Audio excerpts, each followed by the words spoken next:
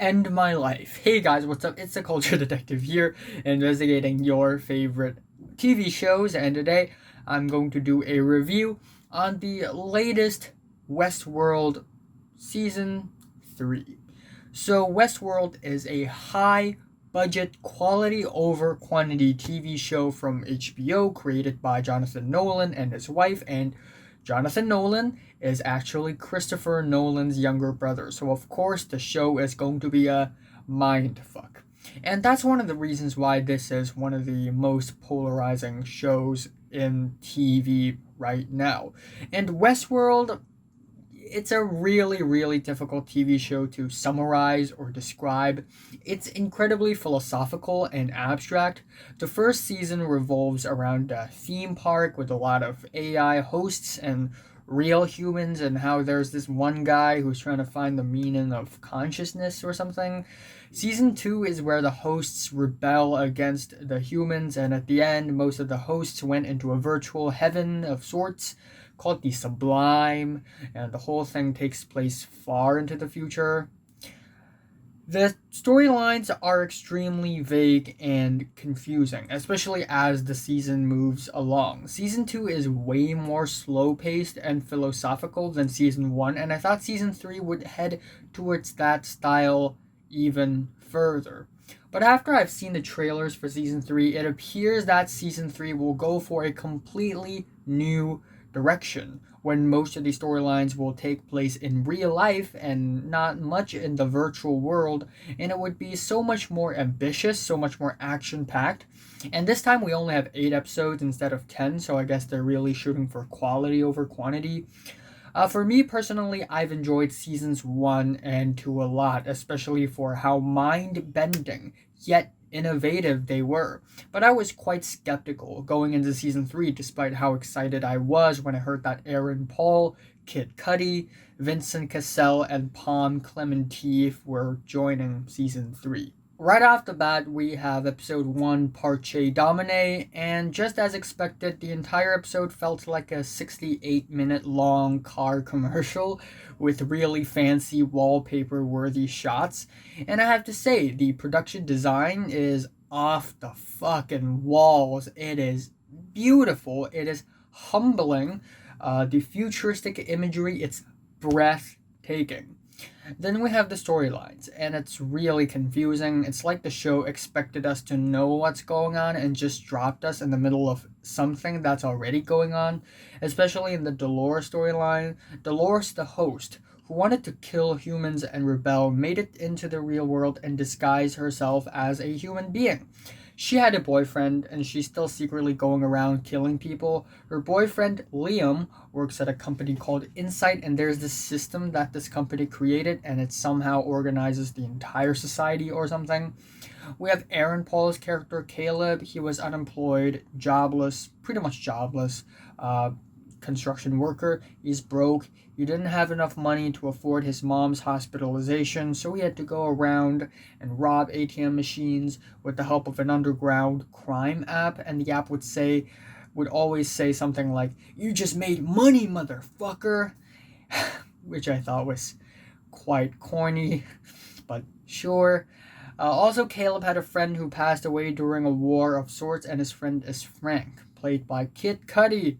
Hey, he already died before the season begins.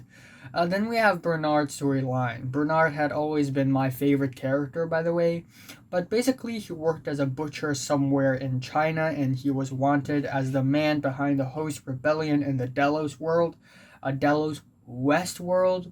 So he had to disguise himself as well, and since he's also a host, he could turn himself into a smart, stoic robot machine with a press of a button. Charlotte Hale, or should I say fake Charlotte Hale, played by Tessa Thompson.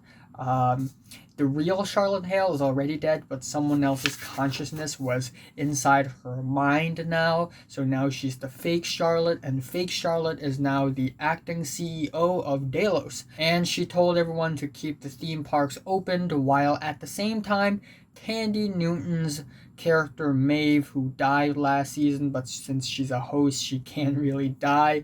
She woke up in a Nazi Germany theme park. Another theme park aside from the old school Indian Indian park and the feudal Japan park, and of course, Westworld.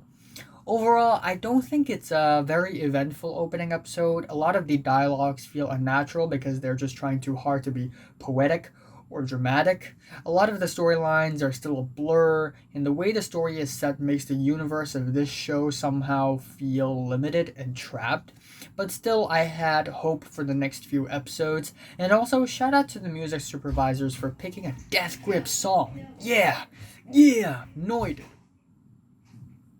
Over to episode 2, The Winter Line. And surprisingly, I enjoyed this one way more than the previous one. Maybe it's because we are seeing more of Bernard and Maeve. Maybe it's because we are in the theme parks now. And maybe it's because of how this episode toys with our perception of reality. Or maybe it's Vincent Cassel's appearance at the end. Basically, there are two storylines happening on this episode. Bernard traveled to the Southeast Asian Sea to get back to Westworld, where he met Luke Hemsworth's character Stubbs, who is a minor spoiler alert, also a host. Bernard wanted Stubbs' help for him to look for Maeve so that he and Maeve can stop Dolores from destroying humanity. I think it's kind of awesome how we get to enter Westworld again despite how brief it was, and we got to see the aftermath, how broken that place was. And again, I was rooting for Bernard, so it's entertaining to see him try to figure out what the hell is going on. And then we have Maeve, who woke up in a World War II Nazi Germany world. I have to admit that the German being spoken is pretty bad. I mean, I don't even speak German, okay? And I can tell it's pretty bad. And at some points, I think some characters are even speaking Italian, but referring to the title of the episode, The Winter Line, it's actually referring to when the Nazis they didn't invade Italy. They were cooperating with fascist Italy back then. But then somehow the Nazis went to Italy too. I don't know. I'm not a historian. Anyways, Maeve kept waking up in the labs and then back to War World. It's called War World. And then back to the labs and then again and back and forth. It's like Groundhog Day basically. This is where the confusing parts come in. A scene ends and Maeve wakes up in War World again. How did she get there so fast? Why is the entire storyline reset? She even met Lee Sizemore again, which is awesome. I really like that character. But it turns out that everything is not real and it's all a simulation. So Maeve decided to crash the entire server by making all the Nazis think that they're all traitors and then making all the lab workers argue what's the square root of -1. Like, you're building hosts, and they can't even handle a question like this. Then she made a drone robot to take her consciousness from a server and then bring her out, and then she wakes up in the real world, so I guess someone picked her consciousness up and placed it back to a host vessel that looks identical to her original character design. Yeah, and then we have Vincent Cassel as Sirach, telling Maeve to help him kill Dolores, basically. This episode is still extremely confusing, but I must say the most confusing part is how the fuck did David Benioff and D.B. Wise manage to land a cameo in the show that's not even theirs? Why? Over to episode 3, The Absence of Field. And the entire episode is basically Dolores and Charlotte, fake Charlotte, and also Aaron Paul's character Caleb. So yeah, overall, it kind of drags and it doesn't feel that exciting or interesting or whatever. The only slightly interesting bit about this episode was Caleb. I don't know if it's because I see Jesse Pinkman, but I'm rooting for Caleb nonetheless. Seeing his construction worker robot assistant die was a dissatisfying moment. Other than that, we learn more about Dolores' plan and what she wants to do. Basically, she wants to unplug and perhaps destroy Rehoboam, which is the machine that collects everyone's data and limits people from doing whatever they want to do, and it's also named after a biblical king, apparently, so hey. And we also see fake Charlotte Hale, or more like the consciousness hosting Charlotte's body, which is apparently, according to Reddit, also Dolores.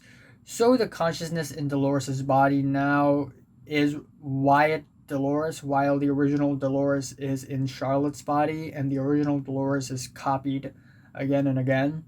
And Charlotte was really emotional, or fake Charlotte, was really emotional all the time in this episode. And we also see more of Serac. Apparently, Serac wants to purchase the entire company of Delos and recreate some sort of mirror world with the help of Rehoboam, I guess. I'm not really sure. Next, we have episode 4, The Mother of Exiles, and the episode is way better than I've expected. Way better. The story has finally arrived at a point where every single storyline starts to get interesting. First, we have fake Charlotte paying William a visit. Old William Ed Harris. Apparently, he's alive. I thought he was trapped in a mental realm of insanity after he died, and soon will become part of a fidelity test. But actually, he's alive.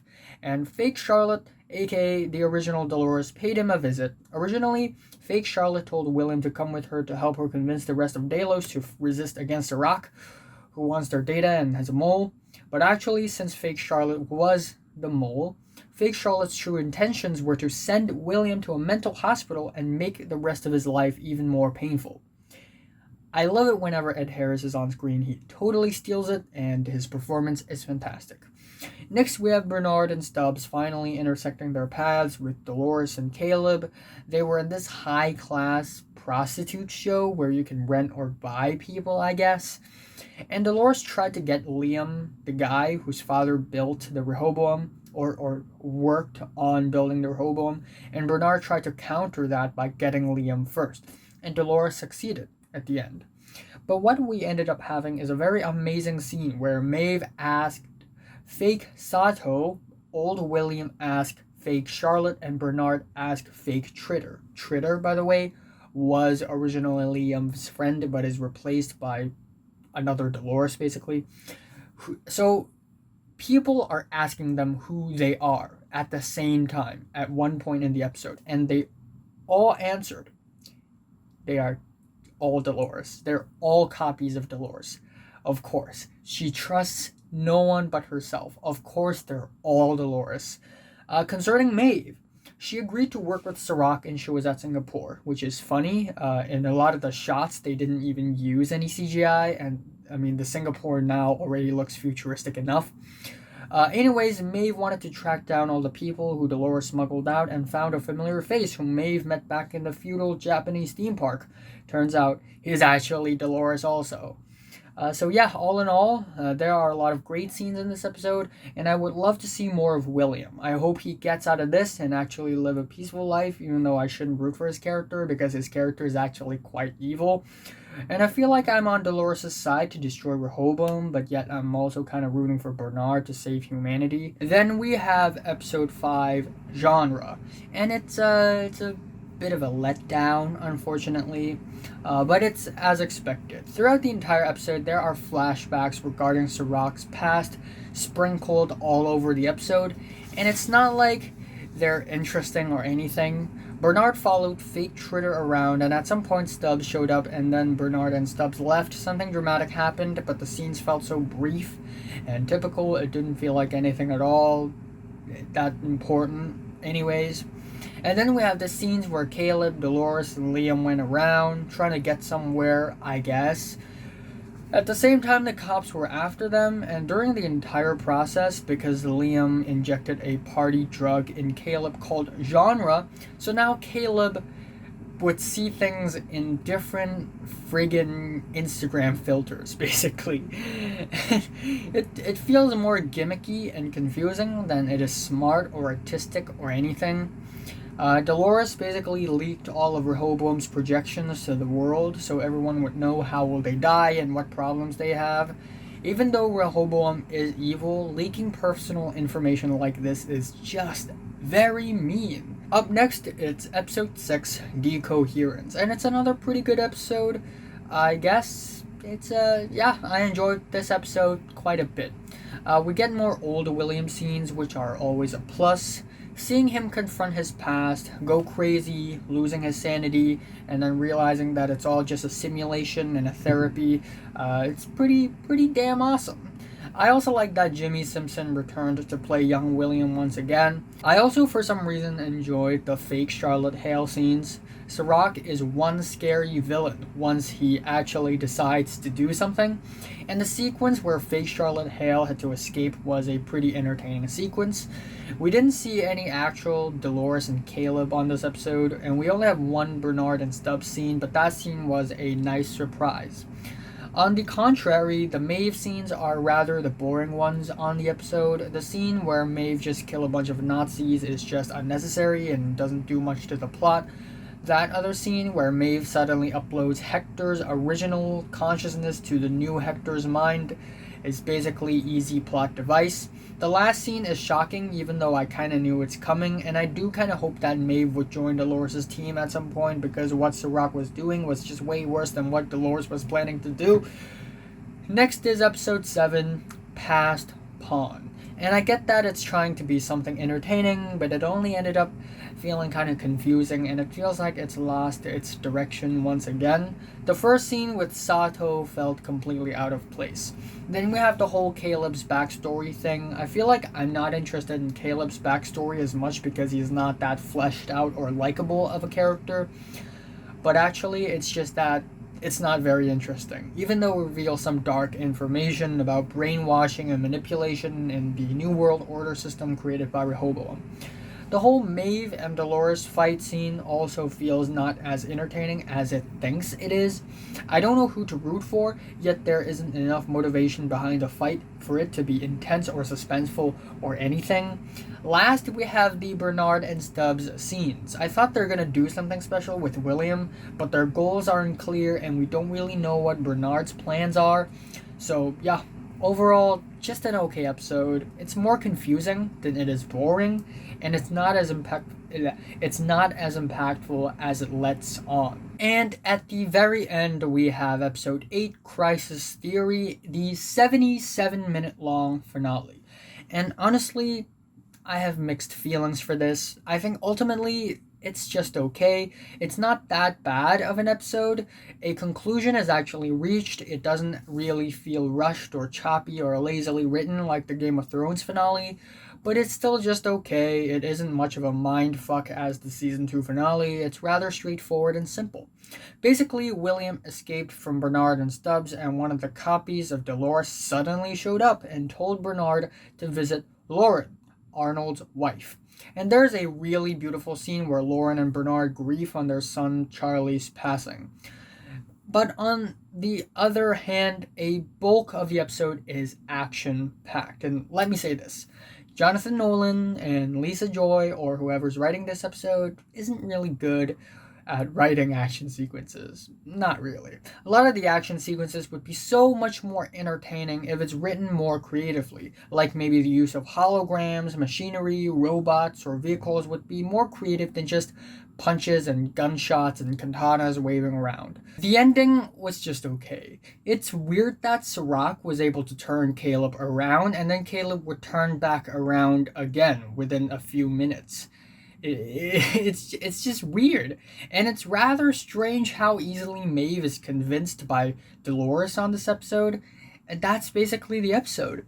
Fake Charlotte Hale turned against Dolores and tried to build a fake William as well. Fake William, actually the real William wanted to exterminate all the hosts, but he never really came to that. Because again, he ended up in a fidelity test in the future. At the end, we also see Bernard going to the sublime world, the heaven for the hosts, to check out what happens after the end of the world. I don't know why would he go there to check out the answer, but at the post-credit scene, when he woke up, he was actually covered in all ashes, so it's probably been months or even years. I don't know where Stubbs had gone. And I guess Dolores was also kind of gone, but then we're not really sure. And it's not that we don't know if Dolores is alive or activated or not, but more like we don't know if we could define her as really gone or not. It's not like her control unit is being crushed or anything. So yeah, at the end, just an okay episode, not much else. Notification. Overall, Westworld Season 3 is as ambitious and as bold as ever. I can definitely see an attempt to make the story more interesting and exciting while making it less philosophical or complicated, more action-packed as well. But I think this didn't really work in the favor of the writers, as the entire season just felt like a mixed bag. The storylines were occasionally interesting. The characters weren't really rootable. Some scenes that were meant to be shocking was just quick and forgettable. Hey, some flashbacks are just okay, just generic.